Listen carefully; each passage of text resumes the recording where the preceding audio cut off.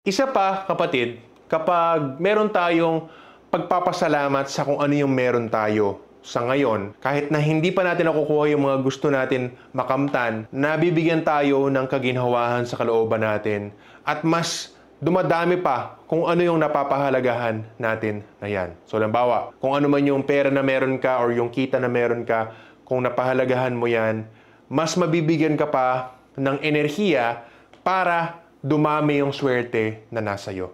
Or halimbawa yung kalusugan mo, pinahalagahan mo kung ano yung exercise mo, yung diet na nagagawa mo na. Bukod sa mag-i-improve ba yung magagawa mo sa sarili mo, yung enerhiya na yon na pinapahalagahan mo yung sarili mo sa mga efforts mo, sa kalusugan mo, ay nagdadagdag sa iyo ng kalusugan. Tapos, yung pagpapasalamat mo din sa partner mo sa mga ginagawa niyang mabuti sa inyong relationship, ay mas dadami pa yung mga mabubuting nagagawa niya sa relationship ninyo. Kahit ano man yung blessings, pag pinagpapasalamatan natin ang mga yan, ay mas dumadami ang mga yan, kapatid. Kapatid, kung nagustuhan mo ang video na ito at gusto mo ng mas detalyado at masinsinan na pag-aaral nga sa lahat ng mga tinuturo ko at maging katulad ko o di kaya ay mag-improve lang sa pangkalahatan sa self-improvement papuntang langit, sana makasali ka sa Sikihor Healer School.